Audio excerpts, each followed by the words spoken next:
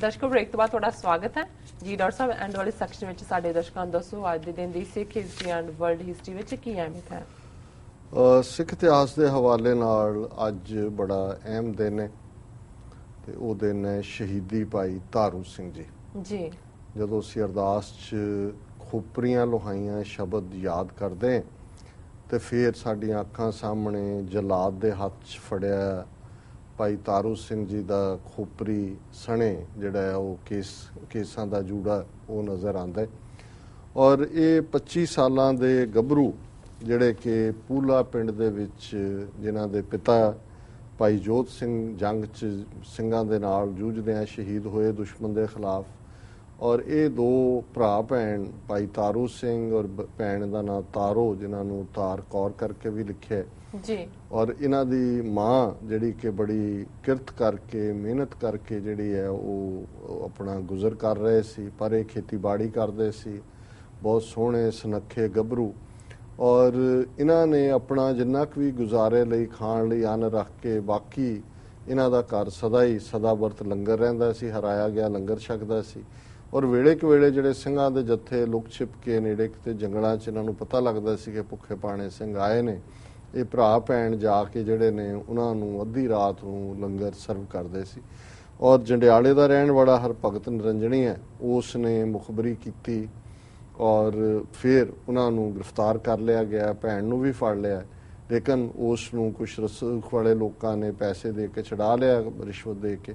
ਪਰ ਭਾਈ ਤਾਰੂ ਸਿੰਘ ਨੂੰ ਜਦੋਂ ਜ਼ਕਰੀਆ ਖਾਨ ਦੇ ਸਾਹਮਣੇ ਪੇਸ਼ ਕੀਤਾ ਗਿਆ ਤਾਂ ਉਹਨਾਂ ਨੇ ਉਸ ਨੂੰ ਵੰਗਾਰਿਆ। ਉਹਨੇ ਕਿਹਾ, ਦੇਖ ਤੂੰ ਮੁਸਲਮਾਨ ਹੈ ਔਰ ਇਹ ਰੱਬ ਦੇ ਬੰਦੇ ਕਦੇ ਵੀ ਜਿਹੜੇ ਨੇ ਇਸ ਕਿਸਮ ਦੇ ਜ਼ੁਲਮ ਨਹੀਂ ਕਰਦੇ, ਮਰ ਸਭ ਨੇ ਜਾਣਾ, ਤੂੰ ਵੀ ਮਰ ਜਾਣਾ, ਮੈਂ ਵੀ ਮਰ ਜਾਣਾ, ਪਰ ਇਹ ਜ਼ੁਲਮ ਕਰਨਾ ਜਿਹੜਾ ਇਹ ਰੱਬ ਦੇ ਦਰਬਾਰ 'ਚ ਤੁਸੀਂ ਜਵਾਬਦੇ ਹੋਵੋਗੇ। ਸੋ ਉਸ ਨੂੰ ਜਦੋਂ ਹੰਕਾਰੀ ਨੂੰ ਵੰਗਾਰਿਆ, ਉਸ ਨੇ ਆਰਡਰ ਕੀਤਾ ਵੀ ਇਹਨੂੰ ਬੜਾ ਜਿਹੜਾ ਮਾਣ ਹੈ ਆਪਣੇ ਸਿੱਖ ਹੋਣ ਦੇ, ਇਹਦੇ ਕੇਸ ਕਤਲ ਕਰ ਦਿਓ। ਔਰ ਜਿਵੇਂ ਸਾਡੀ ਪਰੰਪਰਾ ਦੱਸਦੀ ਹੈ ਕਿ ਕਿਵੇਂ ਭਾਈ ਸਾਹਿਬ ਨੇ ਖੋਪਰੀ ਲੋਹਾਣੀ ਜਿਹੜੀ ਹੈ ਉਹ ਉਸ ਨੂੰ ਤਰਜੀਹ ਦਿੱਤੀ ਕੇਸ ਕਤਲ ਕਰਵਾਉਣ ਨਾਲੋਂ। ਫਿਰ ਕਿਵੇਂ ਉਸ ਤੋਂ ਬਾਅਦ 22 ਦਿਨ ਤੱਕ ਜਿਉਂਦੇ ਰਹੇ ਔਰ ਅਲਟੀਮੇਟਲੀ ਖਾਨ ਬਹਾਦਰ ਦਾ ਜ਼ਕਰੀਆ ਖਾਨ ਦਾ ਪਿਸ਼ਾਬ ਬੰਦ ਹੋ ਗਿਆ। ਫਿਰ ਇਹ ਹੈ ਕਿ ਵੀ ਇਸ ਮਾਫੀ ਲਈ ਭਾਈ ਸੁਬੇਗ ਸਿੰਘ ਨੂੰ ਭੇਜਿਆ ਖਾਲਸੇ ਦੇ ਦਲ ਕੋਲ, ਉਹਨਾਂ ਨੇ ਕਿਹਾ ਵੀ ਭਾਈ ਤਾਰੂ ਸਿੰਘ ਦੀ ਜੁੱਤੀ ਮਾਰੋ ਇਹਦੇ ਸਿਰ 'ਚ, ਫੇਰ ਹੀ ਠੀਕ ਹੋਏਗਾ।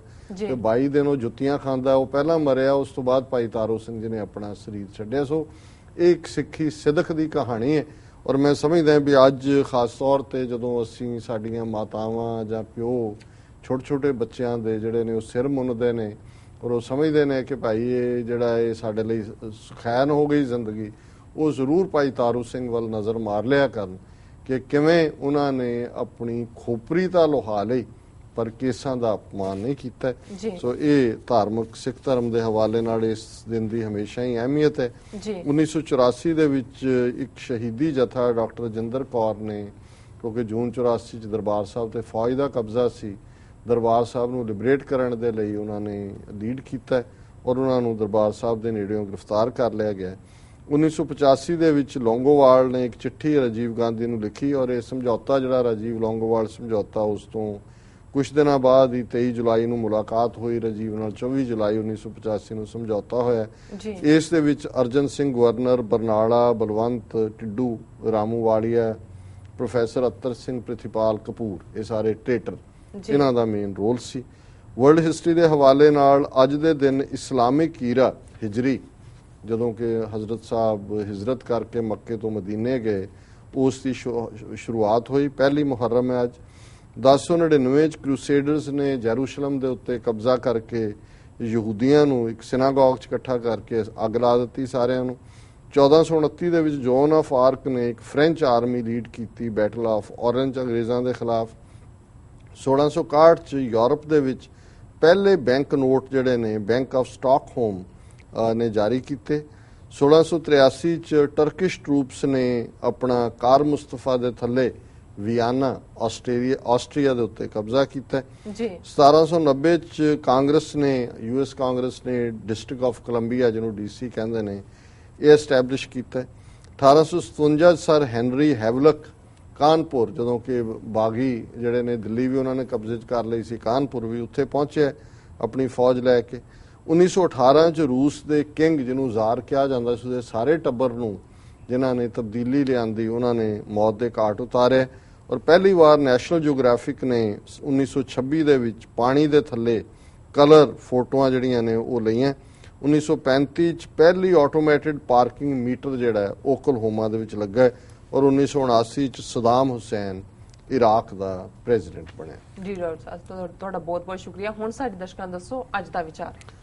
ਅੱਜ ਸਾਵਣ ਮਹੀਨੇ ਦਾ ਪਹਿਲਾ ਦਿਨ ਹੈ ਔਰ ਸਾਵਣ ਆਉਂਦਿਆਂ ਹੀ ਰਾਗ ਮਲਹਾਰ ਵੀ ਯਾਦ ਆਉਂਦਾ ਹੈ, ਬੂੰਦਾਂ ਦਾ ਬਰਸਣਾ ਔਰ ਚਾਰ ਚਫੇਰੇ ਘਟਾਵਾਂ ਬੱਦਲਾਂ ਦੀਆਂ ਜੀ। ਔਰ ਈਸਟ ਦੀ ਤਾਂ ਸਾਰੀ ਪੋਇਟਰੀ ਔਰ ਉਹਨਾਂ ਦਾ ਕਾਵ ਸਾਹਿਤ ਜਿਹੜਾ ਹੈ ਉਹ ਬਰਸਾਤ ਦੇ ਦੁਆਲੇ ਘੁੰਮਦਾ ਹੈ, ਮੌਨਸੂਨ ਦੇ।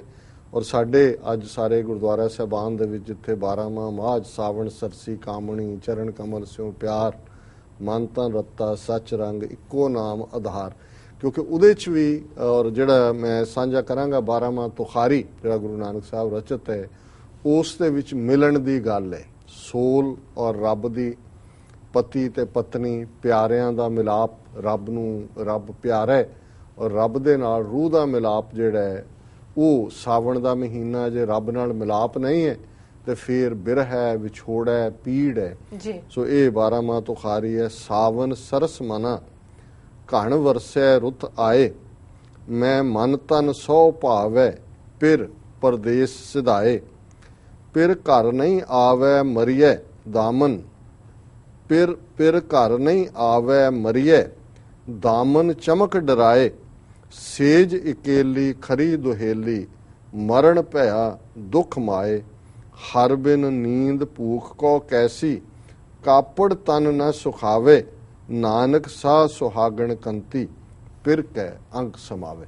ਸੋ ਇਹਦੇ ਚ ਅਲੰਕਾਰ ਪਤੀ ਪਤਨੀ ਦਾ, ਪਿਆਰੇ ਦਾ, ਪਿਆਰੇ ਦੇ ਨਾਲ ਮਿਲਾਪ ਔਰ ਇਸ ਨੂੰ ਕਿ ਸਾਵਣ ਜਿਹੜਾ ਹੈ ਉਹ ਮੀਂਹ ਵਸ ਰਿਹਾ, ਸਾਵਣ ਸਰਸ ਮਨਾ ਘਣ ਵਰਸਿਆ ਰੁੱਤ ਆਏ। ਬੇਸ਼ੱਕ ਉਹ ਮੀਂਹ ਮਨ ਦੇ ਅੰਦਰ ਚਾਹ ਪੈਦਾ ਕਰ ਰਿਹਾ, ਚਾਰ ਚਫੇਰੇ ਬੱਦਲ ਜਿਹੜਾ ਹੈ ਉਹ ਘਿਰ ਘਿਰ ਕੇ ਆ ਰਿਹਾ ਤੇ ਮੈਨੂੰ ਭਾਵੇਂ ਮੇਰਾ ਪਿਆਰਾ ਪਿਆਰ ਕਰਦਾ ਹੈ ਮੇਰੇ ਮਨ ਨੂੰ ਮੇਰੇ ਤਨ ਨੂੰ, ਪਰ ਫਿਰ ਪਰਦੇਸ ਸਦਾਏ, ਪਰ ਅੱਜ ਪਿਆਰਾ ਮੇਰੇ ਕੋਲ ਨਹੀਂ ਹੈ, ਉਹ ਤਾਂ ਕਿਤੇ ਪਰਦੇਸ ਬੈਠਾ ਹੈ। ਇਹ ਰੱਬ ਦੇ ਭਾਵ ਚ ਮਨੁੱਖੀ ਅਲੰਕਾਰ ਦਾ ਇਸਤੇਮਾਲ ਕੀਤਾ ਹੈ।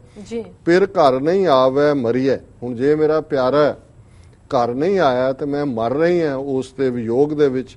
ਦਾਮਨ ਚਮਕ ਡਰਾਏ, ਜਿਹੜੀ ਅਸਮਾਨ ਦੇ ਵਿੱਚ ਬਿਜਲੀ ਵੀ ਲਿਸ਼ਕ ਰਹੀ ਹੈ ਉਹ ਵੀ ਮੈਨੂੰ ਹੁਣ ਡਰਾ ਰਹੀ ਹੈ ਕਿਉਂਕਿ ਮੇਰਾ ਪਿਆਰਾ ਮੇਰੇ ਕੋਲ ਨਹੀਂ ਹੈ। ਸੇਜ ਇਕੇਲੀ ਖਰੀ ਦੁਹੇਲੀ, ਮੈਂ ਆਪਣੇ ਪਿਆਰੇ ਤੋਂ ਬਿਨਾਂ ਇਕੱਲੀ ਸੇਜ ਦੇ ਉੱਤੇ ਜਿਹੜੀ ਹੈ ਉਹ ਬਿਲਕੁਲ ਪੇਨ ਦੇ ਵਿੱਚ ਹੈ। ਮਰਨ ਪਿਆ ਦੁੱਖ ਮਾਏ, ਉਹ ਮੇਰੀ ਮਾਂ, ਮੈਂ ਉਸ ਆਪਣੇ ਪਿਆਰੇ ਦੇ ਵਿਛੋੜੇ ਦੇ ਵਿੱਚ ਮਰ ਰਹੀ ਹਾਂ। ਹਰ ਬਿਨ ਨੀਂਦ ਭੂਖ ਕੋ ਕੈਸੀ, ਉਹ ਵਾਹਿਗੁਰੂ ਪਿਆਰੇ ਤੋਂ ਬਿਨਾਂ ਮੈਨੂੰ ਕਿਵੇਂ ਨੀਂਦ ਆਏ, ਮੈਨੂੰ ਕਿਵੇਂ ਭੁੱਖ ਲੱਗੇ। ਕਾਪੜ ਤਨ ਨਾ ਸੁਖਾਵੇ, ਭਾਵੇਂ ਮੈਂ ਜਿਹੋ ਜਿਹੇ ਵੀ ਕੱਪੜੇ ਪਾਏ ਹੋਏ ਨੇ ਕੀਮਤੀ ਨੇ ਪਰ ਮੈਨੂੰ ਉਹ ਚੰਗੇ ਨਹੀਂ ਲੱਗਦੇ ਕਿਉਂਕਿ ਮੇਰਾ ਪਿਆਰੇ ਦੇ ਨਾਲ ਮਿਲਾਪ ਨਹੀਂ ਹੈ। ਨਾਨਕ ਸਾਹ ਸੁਹਾਗਣ ਕੰਤੀ ਫਿਰ ਕੈ ਅੰਕ ਸਮਾਵੇ। ਗੁਰੂ ਨਾਨਕ ਸਾਹਿਬ, ਗੁਰੂ ਪਹਿਲੇ ਨਾਨਕ, ਕਿਉਂਕਿ ਇਹ ਰਾਗ ਤੁਖਾਰੀ ਹੈ 12 ਮਾਹ ਪੰਜਵੇਂ ਪਾਤਸ਼ਾਹ ਦੇ, ਗੁਰੂ ਨਾਨਕ ਸਾਹਿਬ ਫਰਮਾਉਂਦੇ ਨੇ ਕਿ ਉਹੀ ਸੁਹਾਗਣ ਹੈ ਜਿਸ ਨੂੰ ਫਿਰ ਕੈ ਅੰਕ ਸਮਾਵੇ, ਜਿਸ ਨੂੰ ਪਿਆਰੇ ਦੀ ਗਲਵਕੜੀ ਨਸੀਬ ਹੈ, ਜਿਸ ਨੂੰ ਪਿਆਰੇ ਦੀ ਗੋਦ ਨਸੀਬ ਹੈ, ਜਿਹੜੀ ਰੂਹ ਨਿਰੰਕਾਰ ਦੇ ਨਾਲ ਇਕਮਿਕਤਾ ਹਾਸਲ ਕਰਦੀ ਹੈ ਔਰ ਜੋਤੀ ਜੋਤ ਮਿਲਦਾ ਹੈ। ਇਹ ਸਿਰਫ ਮਰਨ ਤੋਂ ਬਾਅਦ ਜੋਤੀ ਜੋਤ ਮਿਲਣ ਦੀ ਗੱਲ ਨਹੀਂ ਹੈ, ਜਿੱਥੇ ਤੁਹਾਨੂੰ ਹਮੇਸ਼ਾ ਹੀ ਗੁਰੂ ਮੇਰੇ ਸੰਗ ਸਦਾ ਹੈ ਨਾਲੇ, ਸਿਮਰ ਸਿਮਰ ਤੇ ਸਦਾ ਸੰਭਾਲੇ। ਸੋ ਇਹ ਅੱਜ ਦਾ ਵਿਚਾਰ ਹੈ ਜੀ। ਡਾਕਟਰ ਸਾਹਿਬ ਤੁਹਾਡਾ ਬਹੁਤ ਬਹੁਤ ਧੰਨਵਾਦ, ਤੁਸੀਂ ਅੱਜ ਦਾ ਵਿਚਾਰ ਸਾਡੇ ਦਰਸ਼ਕਾਂ ਨਾਲ ਸਾਂਝਾ ਕੀਤਾ। ਇਸ ਨਾਲ ਆਪਣੇ ਵਿਊਅਰਸ ਕੋਲ ਲੈਣੇ ਇਜਾਜ਼ਤ। ਵਿਊਅਰਸ ਤੁਹਾਡਾ ਬਹੁਤ ਬਹੁਤ ਧੰਨਵਾਦ, ਤੁਸੀਂ ਆਪਣੇ ਕੀਮਤੀ ਸਮੇਂ ਵਿੱਚ ਸਮਾਂ ਕੱਢ ਕੇ ਸਾਨੂੰ ਆਪਣੇ ਰਾਏ ਤੇ ਸੁਝਾਅ ਭੇਜੇ ਨੇ ਤੇ ਇਸ ਤਰ੍ਹਾਂ ਭੇਜਦੇ ਰਹਿਣਾ ਸਾਡੇ ਇਸ ਪਤੇ ਤੇ sos@tv84.tv ਤੇ। ਅਸੀਂ ਆਪਣਾ ਪ੍ਰੋਗਰਾਮ ਲੈ ਕੇ ਫਿਰ ਦੁਬਾਰਾ ਹਾਜ਼ਰ ਹੋਵਾਂਗੇ। ਤਦ ਤੱਕ ਲਈ ਮੈਨੂੰ ਤੇ ਆਪਣੇ ਡਾਕਟਰ ਨੂੰ ਆਗਿਆ ਦਿਓ ਤੇ ਦੇਖਦੇ ਰਹੋ TV84। ਬੁਲਾ ਦਿਓ ਫਤਿਹ। ਵਾਹਿਗੁਰੂ ਜੀ ਕਾ ਖਾਲਸਾ, ਵਾਹਿਗੁਰੂ ਜੀ ਕੀ ਫਤਿਹ।